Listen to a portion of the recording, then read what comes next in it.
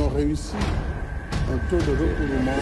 plus que satisfaisant. Et que les avocats qui en avaient dû verser,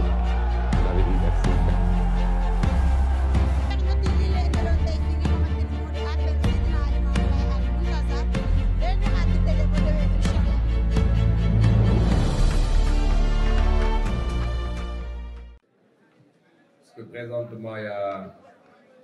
l'arrondissement des parcelles dans le cadre de notre parti. Nous sommes en train de rencontrer. Ma présence à ce niveau est souhaitée, c'est pourquoi je suis obligé de me libérer.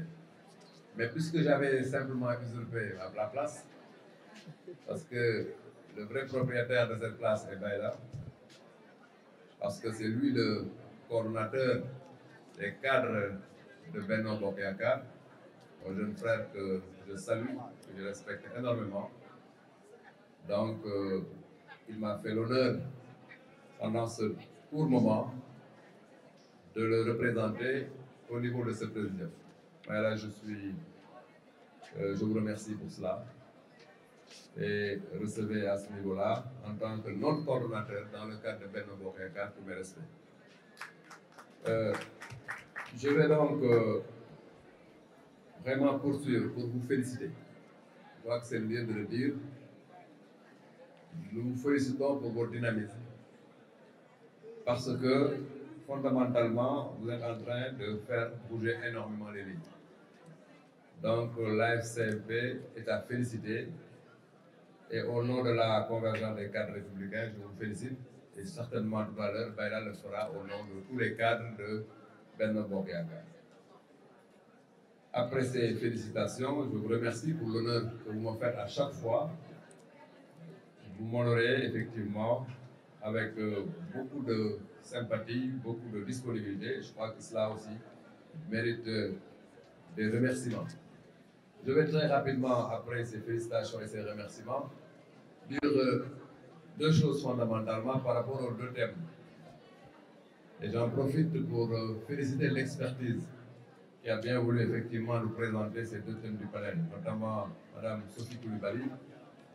et Mme Ndeyna Bey. Cela veut dire que, et ça c'est une religion, c'est une conviction, quand je vous ai reçu la première fois, le premier élément effectivement qui, en tout cas, était évident, c'est l'expertise très pointue qui, en tout cas, se trouve dans le cadre de l'AFCMP. C'était une perception lors de ma première rencontre avec vous, mais cette perception, aujourd'hui, a révélé ses preuves à la lumière des deux communications que nous venons d'entendre. J'aimerais donc vous féliciter et dire le plaisir que nous avons d'avoir une expertise extrêmement pointue. Je me permettrai de dire deux mots sur les deux thèmes. Le premier thème, extrêmement bien formulé, je crois qu'il s'agit bien entendu de la gouvernance dans la complexité. Je souligne gouvernance et complexité.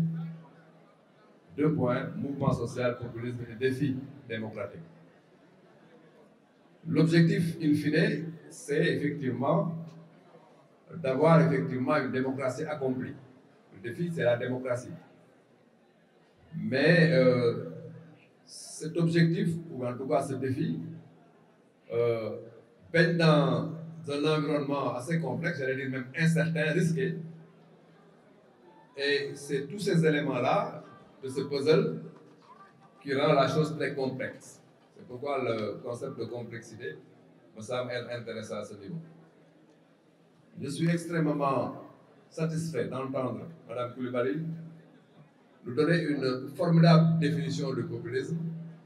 et de nous expliquer effectivement quel est le danger de ce populisme et de convoquer la force qu'il faut donner à l'état de droit. Donc, madame, je vous félicite pour ça. Mais je suis d'accord avec vous que ceux qui sont d'en face, mais ce n'est pas toute l'opposition aussi. Il faut avoir l'intelligence de faire la typologie de l'opposition, de savoir dans l'opposition, il y a quand même une différence de position et de posture. Mais ceux qui sont dans l'opposition et qui sont plus des populistes ont comme philosophie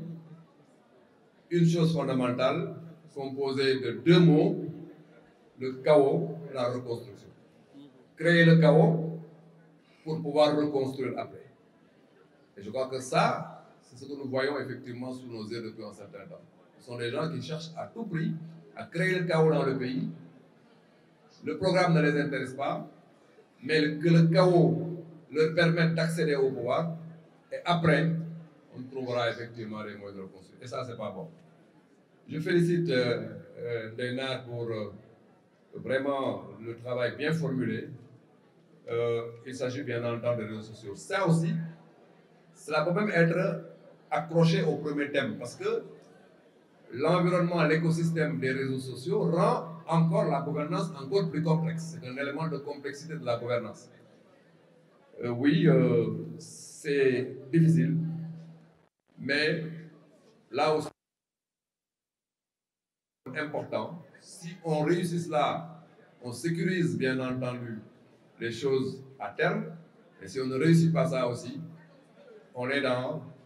l'opportunité, en tout cas, de donner à ces populistes-là ou à ces champions du chaos de constitution une opportunité de faire tomber l'État. Ce mot-là s'appelle régulation. Si on n'a pas une force importante pour mettre en place un dispositif de régulation au service de l'État de droit, bonjour le chaos de constitution. Et à ce niveau-là, ça pose un problème. Voilà fondamentalement quelques éléments de réflexion que je tenais bien entendu à apporter, en sachant que le diamène qui n'a pas encore faim tout à l'heure, quand il prendra la parole, aura l'occasion bien sûr de me compléter. Je suis persuadé que mon patron dans le cadre de l'alliance gouvernementale, parce qu'il ne veut pas que je le dise, mais c'est la réalité, c'est quelqu'un qui est d'une extrême générosité, quelqu'un de très brillant, un cadre accompli. J'aimerais bien entendu aussi, tout à l'heure, lui permettre de compléter. Je salue avant de partir mes amis de la CCR. On vient de lire la liste et c'est avec beaucoup de plaisir que, bien entendu, je vois qu'ils sont venus en masse pour soutenir l'Alliance. Voilà ce que je voulais dire. Je vous remercie et vous me permettrez de me libérer pour aller rejoindre cette réunion-là du département des Parcelles Assainies dans le cadre strict de notre parti. Je vous remercie. Merci. Donc, loolu yëpp tey buñ ko defee président Macky Sall si lu muy jublu mooy jigéen bu nekk foo munti jóge ethnie boo munti bokk parce que ñun ñëpp dañoo jógee dañoo am waaso dañoo am ethnie bu ñu bokk ñii tukulóor lañu comme man genn wàll bi tukulóor la beneen bi malenke la beneen bi kii laa man dama jaxase mélangé donc fépp fu ñu nekk am nañu si société yi lu ñuy wax ñoom tamit seen àq ak yelleef yi ñu jagleel jigéen yi parce que du société yëpp ñooy nangu jigéen di doon bokk si lépp ñi góor ñi dañ doon tënk ñëw jox jigéen yi mais loolu yëpp président Macky Sall grâce à ses politiques daf ko dindi ndànk-ndànk ñëwul forcé ko ñëwul foqati ko mais wan na société yi ne jigéen boo ko doolaalee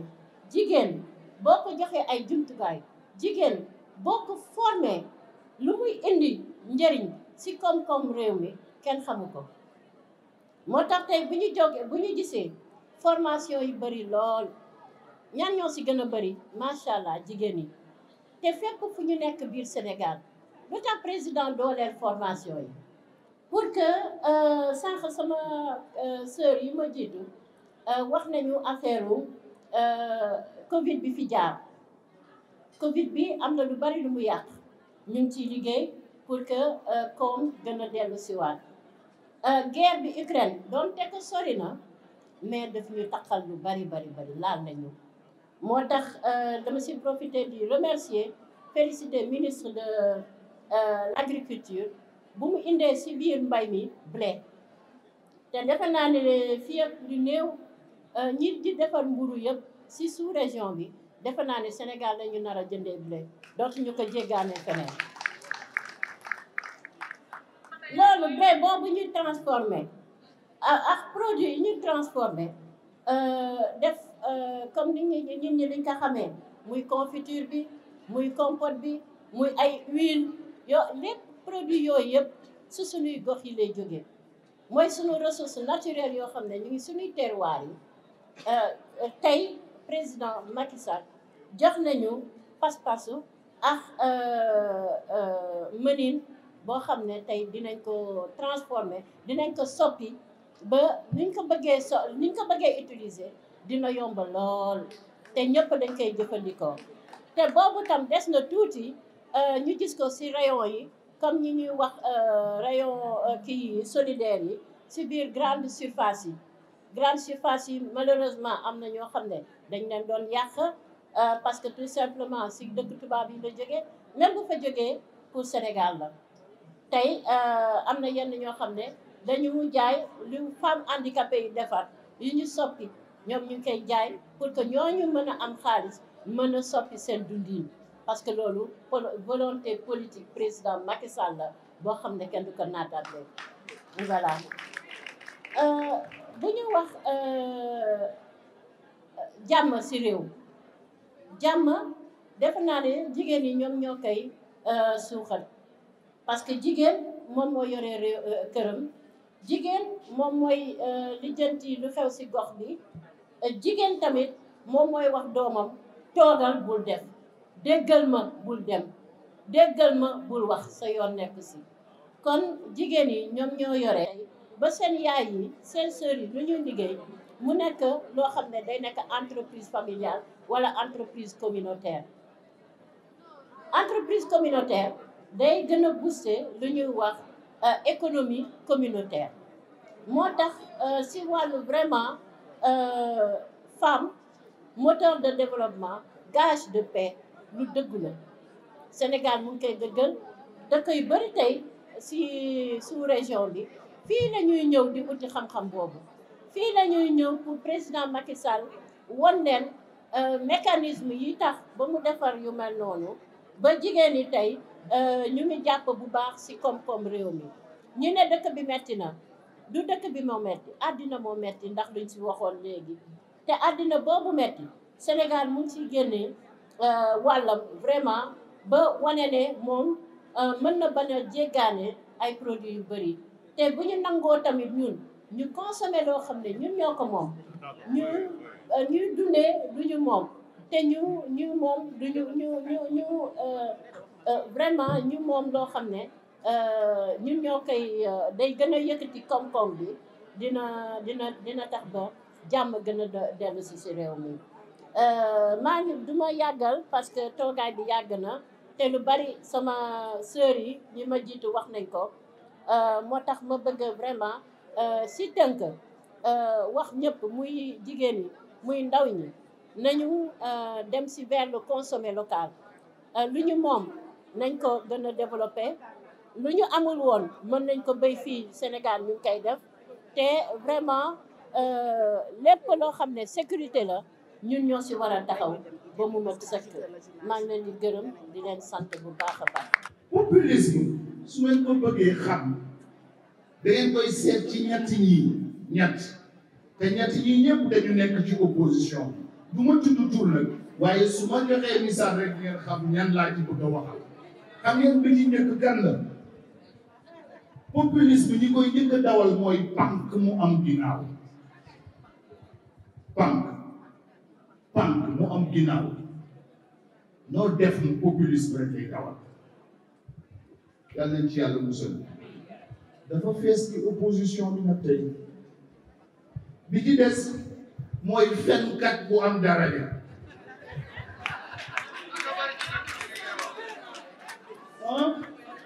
dafa fees ci opposition bi fenkat bu am daraja bu lëkkaloo ak pànk mu am ginnaaw populisme rek duñ wax jàmm te gone bu mu bëgg a mucc bu nekk saa yoo xëyee suba war nga wax yàlla mu yàlla musul ci ñaar mais mu am na ku leen ñetteel tëj populisme bala moo mat il faut pànk mu am ginnaaw lëkkaloo ak fenkat bu am daraja waaye nag dafa am kenn kuy ñëw wàllu si pour mu mat mooy rambaat bu am alal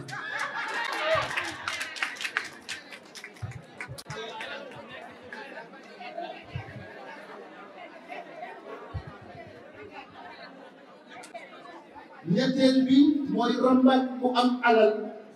waa bët ki démb yéen a ngi dégg rek kenn naan li muy fayeeku mën na fay gouvernement du dëgg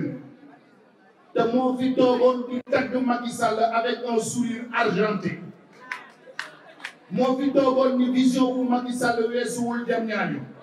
tey mu ni vision Macky Sall weesu na Dubaï.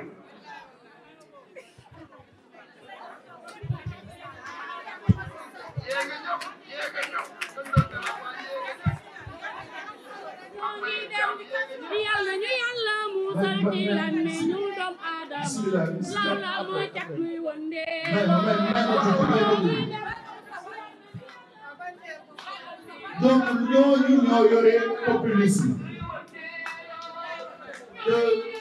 may soxna si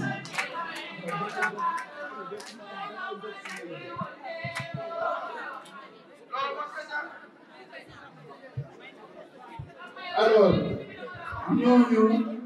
ñetti ñooñu ñoom ñooy dawal populisme mais populisme boobu bu lëkkaloo nag ak dégâts yi am ci réseaux sociaux yi moo tax ma ni vous avez choisi des thèmes très pertinents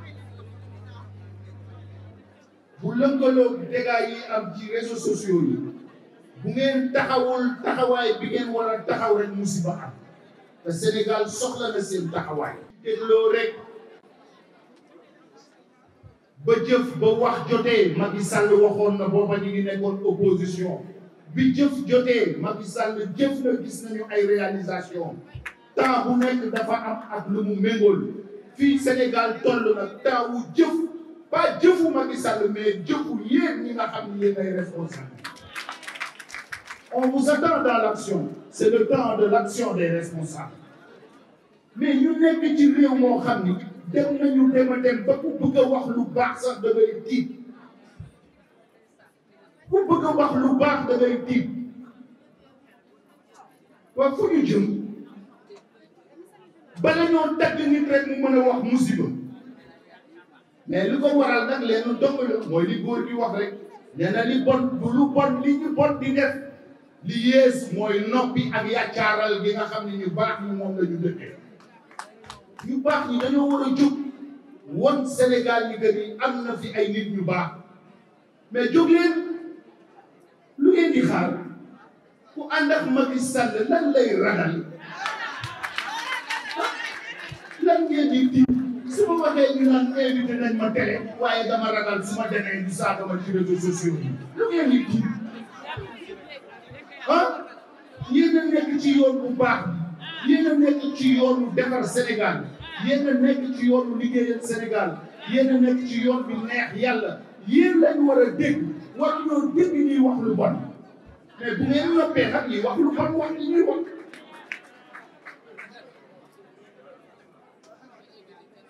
donc ma di leen di encourager madame la coordonnatrice je vous encourage à investir les médias. Les femmes cadres dañ leen a war a gis dans les médias ndax communication yi ma gis fii tey bu ngeen ko transformer avec un tant soit peu de renforcement de capacité mais su boobaa l'opinion aura été servie dañu bëgg di leen gis yëf yi war ta nekk rek ci ay séminaire ci salle wala ci biir permanence bi déedéet génn leen ci biti wax leen ak askan bi wax leen ak média yi génn leen ci biti fexe leen ba également li nga xam ni fa la ñu toll may leen ko tuuti dañu toll ci benn processus benn état du processus may leen ko ku ànd ak mbër suy dem lamb ja da ngay xam règlement lamb ji lan la règlement lamb ji ñu jëm am na entraînement am na jumtukaay li ñu soxla actuellement dañu toll période entraînement période mbër muy dem ca lamb ja da amoo entraînement loo am jumtukaay sa bëre dana jafe entraînement bi lan la mooy ubbi nañu inscription yi parce que nag li ñu nekk fii lépp di wax bala nga naan nekk te responsable politique bu yeewu suba ba ngoon jël boppam teg ci ngegenaayam laaj ñaata nit la inscrire ci liste yi inscrireul kenn na xoolaat boppam te inscription yi day jeex mani maa ngi leen di ñaax j'engage toutes les femmes cadres à aller investir les centres d'inscription parce que ku bëgg a jàppale président bi ñu toll nag noonu doon nga ko mën jàppale donc xam naa ni yàgg naa ci micro bi mais di leen féliciter encore une fois di leen encourager bu leen des ginnaaw man li ma gën a metti mooy déggatuñu nit ñu baax ñi waay jóg leen wax mais yéen a yor kàddu yu baax yi yéen a yor candidat bu baax yi yéen a yor jëf yu baax yi yéen a yor colin bu baax yi mais war leen ko lu xew bu ñu jëlee réseaux sociaux yi di gis ay ñoo xam ne di wax ay wax yu ñàkk jéggi lu ñu mës a am Sénégal waaye lu xew ma ni génn leen ngeen wax ba Samba di ca ma dem te fi may daaneel mooy le démocratie il faut ngeen yeewu démocratie soo ko dee teg mooy maanaam doxalin bi nga xam ne li ko mooy fexe ba li nga xam ni mooy bëgg-bëggu askan wi ñu ormal ko jëmmal ko du loolu mooy démocratie wala waaw mu am nag ñu bëgg a wékku nag ci démocratie ni Macky Sall ñu nekk candidat mais fan lañ ko teg mais yéen kan mooy seen candidat mais kan mooy seen candidat yéen mais xanaa dëgg na woon kan mooy seen candidat waaw lii lu ci nit mën moom moo am majorité Sénégal plus de 56% des Sénégalais moom la ñu bëgg plus de 56% des Sénégalais ñu ngi dugg ci TER bi ñu ngi bénéficié wu ci couverture maladie universelle ñu ngi jël Ila Touba di jël Sénégal di jël Pomp Rosso ñu nekk majorité Sénégal ñu ngi Macky Sall ñu ko tukki ñu fi ànd waa kuy seen candidat kan mooy seen candidat